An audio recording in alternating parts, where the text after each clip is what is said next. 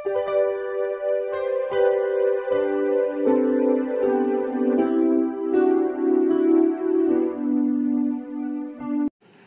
Students, প্রথমেই UK educational টিপসের পক্ষ থেকে তোমাদের সকলকে স্বাগত জানাই। দ্বিতীয় সেমিস্টার রাষ্ট্রবিজ্ঞান সাজেশন হিসাবে আজকে যে ভিডিওটি দেওয়া হয়েছে তোমরা গুরুত্ব সহকারে লক্ষ্য করো। ওয়েস্ট বেঙ্গল স্টেট ইউনিভার্সিটির রাষ্ট্রবিজ্ঞান মাইনর স্টুডেন্টসদের দ্বিতীয় সেমিস্টার রাষ্ট্রবিজ্ঞান সাজেশন হিসাবে আজকে যে প্রশ্নোত্তরগুলো দেওয়া আছে সেগুলি ভেরি ইম্পর্ট্যান্ট। একই সঙ্গে বাঁকুড়া ইউনিভার্সিটির ভিএসসি অর্থাৎ ভ্যালুয়েটেড কোর্সের দ্বিতীয় সেমিস্টার ইন্ডিয়ান কনস্টিটিউশনের সাজেশন হিসাবে এই প্রশ্নোত্তরগুলো সমভাবে প্রযোজ্য।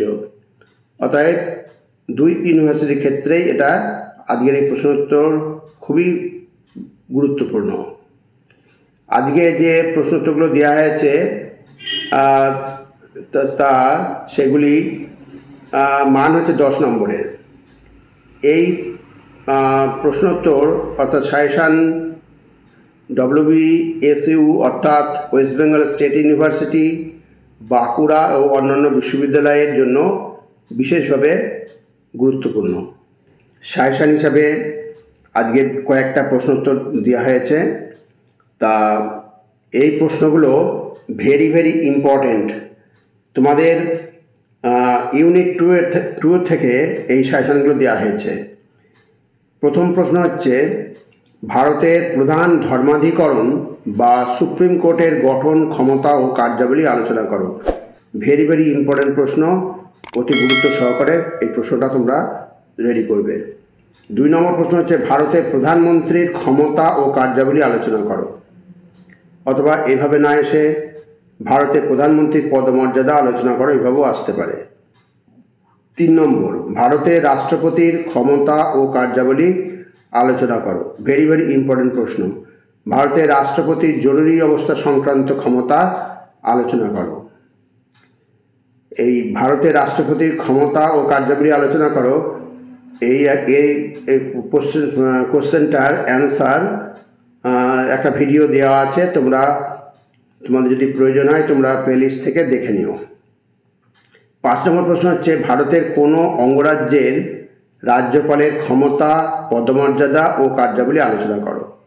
এই 5টা প্রশ্ন ইউনিট 2 থেকে দেওয়া হয়েছে ওয়েস্ট বেঙ্গল স্টেট ইউনিভার্সিটির স্টুডেন্টসদের জন্য। তোমরা অবশ্যই এইগুলো করে রেখো, এখান থেকেই তোমরা কমন পেয়ে যাবে, সে বিষয়ে কোনো সন্দেহ নেই। আজকে তোমাদের একটা প্রশ্নের উত্তর আমি করে দিয়েছি। ভারতের প্রধান ধর্মাধিকরণ বা সুপ্রিম কোর্টের গঠন, ক্ষমতা ও কার্যাবলী আলোচনা করো। তা উত্তর আমরা দেখি। ভারতের কেন্দ্রীভূত ও অখণ্ড বিচার ব্যবস্থার শীর্ষে আছে সুপ্রিম কোর্ট বা প্রধান ধর্মাধিকরণ। সুপ্রিম কোর্ট ভারতের সর্বোচ্চ যুক্তরাষ্ট্রীয় আদালত।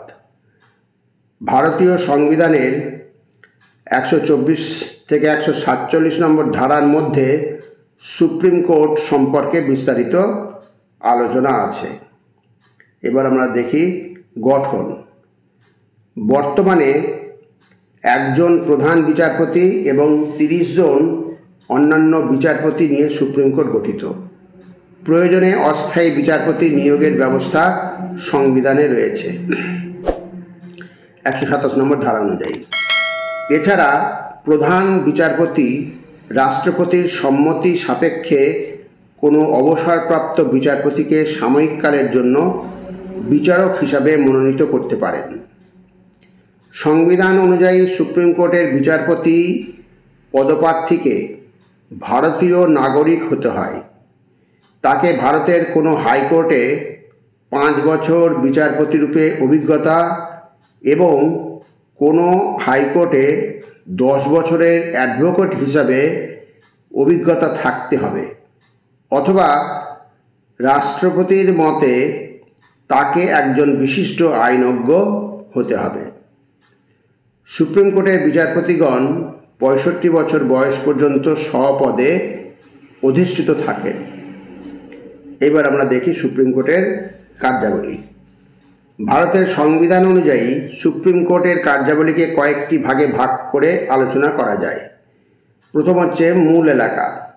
সুপ্রিম কোর্টের মূল এলাকাভুক্ত ক্ষমতা আছে। এই ক্ষমতা অনুযায়ী সুপ্রিম কোর্ট কেন্দ্রীয় সরকার এবং এক বা একাধিক রাজ্য সরকারের বিরোধ অথবা একদিকে কেন্দ্রীয় সরকার এবং একাধিক রাজ্য সরকার ও অন্যদিকে এক বা একাধিক রাজ্য সরকারের মধ্যে অথবা দুই বা ততোধিক রাজ্য সরকারের মধ্যে আইনগত প্রশ্ন বিরোধ সৃষ্টি হলে ওই বিরোধের মীমাংসা করতে পারে। সুপ্রিম কোর্ট সংবিধানের ব্যাখ্যা প্রদান করে এই সমস্ত বিরোধের মীমাংসা করে। নেক্সট, আপিল এলাকা। ভারতের সর্বোচ্চ আপিল আদালত হলো সুপ্রিম কোর্ট।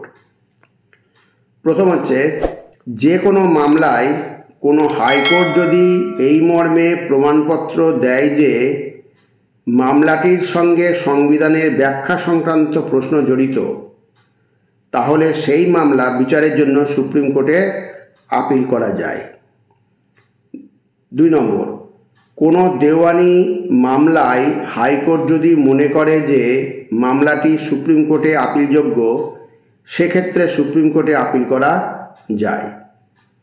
নেক্সট, ফৌজদারি মামলার ক্ষেত্রে হাইকোর্টের রায়ের বিরুদ্ধে সুপ্রিম কোর্টে আপিল করা যায়, তবে এক্ষেত্রে কয়েকটি শর্তের প্রয়োজন। প্রথম শর্ত হচ্ছে নিম্ন আদালতে নির্দোষ প্রমাণিত কোনো ব্যক্তিকে হাইকোর্ট যদি মৃত্যুদণ্ড দেয়। এখানে বানানটা তোমার মিস্টেক আছে, তুমি ঠিক করে নিও। 2 নম্বর, নিম্ন আদালতে বিচার চলাকালীন কোনো মামলা হাইকোর্ট যদি নিজের হাতে তুলে নিয়ে অভিযুক্তকে প্রাণদণ্ড দেয়, তবেই সুপ্রিম কোর্টে তার বিচারের জন্য আপিল করা যায়। এবার 3 নম্বর হচ্ছে পরামর্শ দান এলাকা। সংবিধানের 143 নম্বর ধারা অনুসারে রাষ্ট্রপতি আইন সংক্রান্ত যে কোনো প্রশ্ন সুপ্রিম কোর্টের পরামর্শ গ্রহণ করতে পারেন। সাংবিধানিক কোনো সংকট দেখা দিলে রাষ্ট্রপতি সুপ্রিম কোর্টের কাছে পরামর্শ চাইতে পারেন, অথবা সুপ্রিম কোর্টের পরামর্শ গ্রহণ করা রাষ্ট্রপতির পক্ষে বাধ্যতামূলক নয়। তবে কি বলল? তবে সুপ্রিম কোর্টের পরামর্শ গ্রহণ করা রাষ্ট্রপতির পক্ষে বাধ্যতামূলক নয়। এবার নেক্সট 4 নম্বর, নির্দেশ, আদেশ ও লেখজারি এলাকা। ভারতীয় নাগরিকের অধিকার রক্ষা করার জন্য সুপ্রিম কোর্ট 5 ধরনের আদেশ ও নির্দেশ জারি করতে পারে। এগুলি হলো বন্দি প্রত্যক্ষীকরণ, পরমাদেশ, প্রতিষেধ, অধিকার পৃচ্ছা এবং উৎপ্রেষণ। এবার নেক্সট 5 নম্বর, সংবিধানের অভিভাবক ও ব্যাখ্যাকর্তা। সংবিধানের অভিভাবক ও ব্যাখ্যাকর্তা হিসাবে সুপ্রিম কোর্টের ভূমিকা নিঃসন্দেহে গুরুত্বপূর্ণ।